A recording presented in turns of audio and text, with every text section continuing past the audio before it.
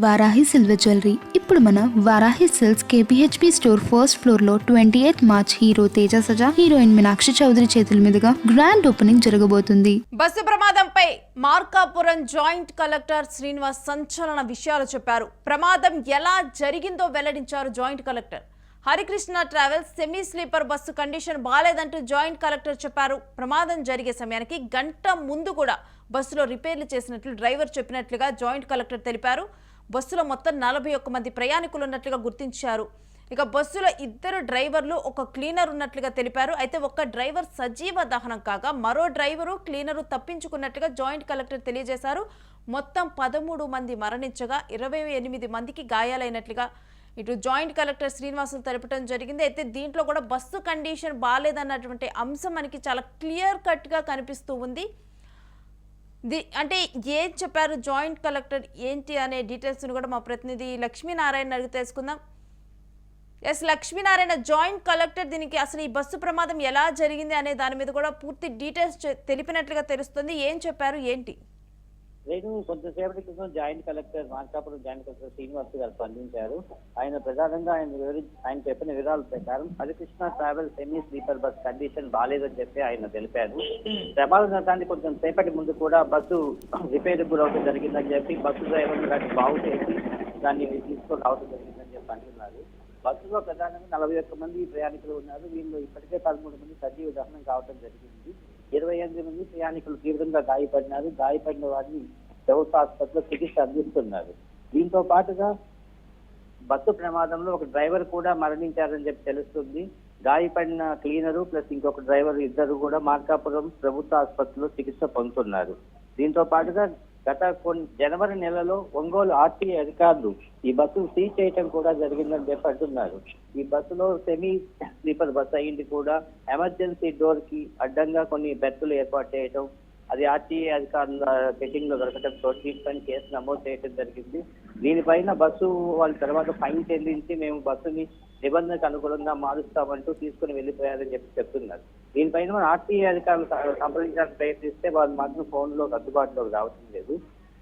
కొంచెం సేపటి క్రితమే హోంమంత్రి అంటే కూడా మంగళగిరి నుంచి బయలుదేరాలని తెలుస్తుంది.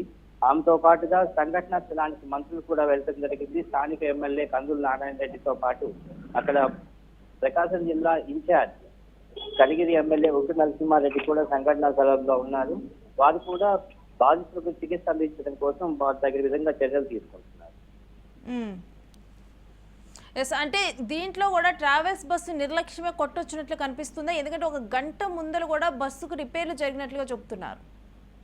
అవును, ప్రధానంగా ట్రావెల్స్ బస్సులు నిబంధనలకు ఉల్లంఘిస్తున్న ఘటనలు పదే పదే వెలుగు చూస్తున్నాయి. ఆర్టీఏ అధికారులు వాటి పైన ఫైన్లు వేయటము, సీజ్ చేయటము, తర్వాత వాళ్ళ ఫైన్లు చెల్లించి తీసుకెళ్లిపోవడం జరుగుతుంది. ఈ బస్సు ప్రమాదంలో కూడా అదే ఘటన పునరావృతమైంది. బస్సు ప్రమాదానికి గురైనప్పుడు బస్సు నడిపే కండిషన్ లో ఉందా లేదని డ్రైవర్లకు మాత్రమే తెలుస్తుంది. ప్రయాణికులు ఇళ్లకు వెళ్లాలని తొందరలో ఉంటారు. వాళ్ళు బస్సు యొక్క పరిస్థితిని ప్రయాణికులకు వివరించి వేరే బస్సులో పంపించడం అలాంటివి చేసి ఉంటే కొందరు ప్రాణాలు, అందరి ప్రాణాలు కోల్పోయే వాళ్ళు కాదని చెప్పి తెలుస్తుంది.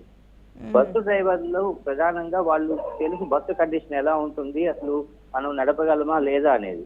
కానీ అక్కడ వాళ్ళు తాత్కాలికంగా రిపేర్లు చేసి ఇంకెంత కొంత 50-60 కిలోమీటర్ల దూరంలోనే ఉంది, మనం తీసుకెళ్లిపోదాం అన్నట్లు బస్సును తీసుకొని వచ్చినట్టు తెలుస్తుంది.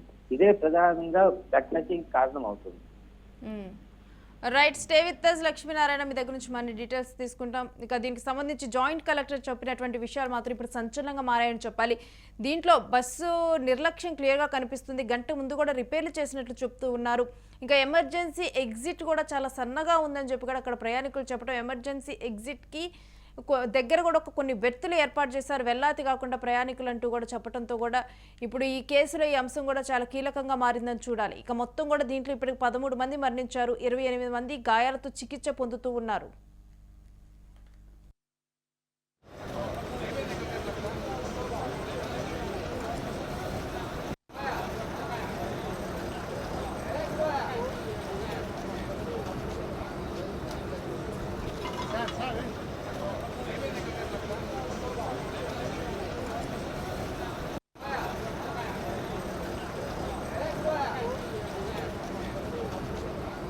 ఇక బస్సునైతే ప్రస్తుతం ఆ స్థలం నుంచి తీసుకొని వెళ్ళిపోవడం జరిగింది. అక్కడ టిప్పర్ లారీ ఉంది. ఇక పూర్తిగా కూడా అక్కడ ఉన్నటువంటి మృతదేహాలను ఇప్పుడు ఎమర్జెన్సీ ఇప్పుడు మృతదేహాలను కూడా ఇటు హాస్పిటల్కి తరలించడం జరిగింది. ఇక మరొక వైపు ఇప్పుడు చికిత్స కొనసాగుతూ ఉంది. హోంమంత్రి అనిత అక్కడికి చేరుకుంటూ ఉన్నారు. ప్రభుత్వం దీని మీద ఎంక్వైరీకి ఆదేశించడం జరిగింది. అయితే ఎప్పుడైనా కానీ ఇలాంటి యాక్సిడెంట్లు జరిగినప్పుడు మీడియాలో వరుసగా కథనాలు రావటము, మీడియా ఎక్కువగా రియాక్ట్ అవ్వటం, కథనాలు ప్రసారం చేయటం, అక్కడి అంటే ఎవరిది తప్పు అనేది కూడా చూడటం, ఆ తర్వాత కొన్ని రోజులు దీని గురించి మాట్లాడటం జరుగుతుంది. కానీ ఆ తర్వాత మరలా కూడా ఇలాంటి ఘటనలు పునరావృతం అవుతూనే ఉన్నాయి. పునరావృతం అవుతున్నాయంటే ఈ లోపం ఎక్కడుంది? గుర్తించాల్సిన బాధ్యత ప్రభుత్వంలో ఉంది. అధికారులు ఏం చేస్తున్నారు అంటే ఒక్క దగ్గర ఒక నిర్లక్ష్యం వహిస్తే అది ఎంత పెను ప్రమాదాలకి దారితీస్తుంది అనేది కూడా ఈ ఘటనగా చూడొచ్చు.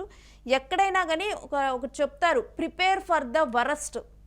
బస్సు డిజైన్లు అయినా కానీ ఇంకే ఇతరత్ర వాహనాలైనా కానీ వరస్ట్ కండిషన్ కంటే ఒక యాక్సిడెంట్ అయితే ఎలా స్పందించేప్పుడు ఎలా అక్కడ ఉన్న వాళ్ళు బయటపడాలి, ఆ వరస్ట్ కండిషన్ గుర్తుంచుకొని డిజైన్ చేస్తారు.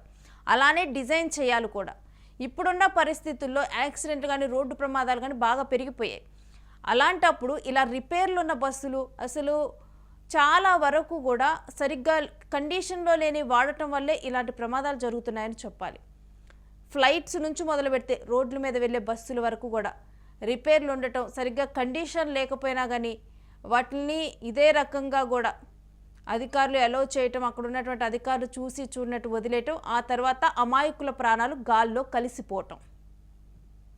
ఇటువంటి వాటి మీద పునరావృతం కాకుండా గట్టి చర్యలు తీసుకుంటేనే కనీసం మరలా కూడా ఇలాంటి ఘటనలు జరగకుండా చూడగలం. కానీ ఈ బజ్ ఈ 2 రోజుల వరకు ఉంటుంది. ఆ తర్వాత ఎవరూ పట్టించుకోనటువంటి పరిస్థితులు మనం చూస్తూ ఉన్నాం. కానీ ఇక్కడైనా కానీ మేల్కోవాలి.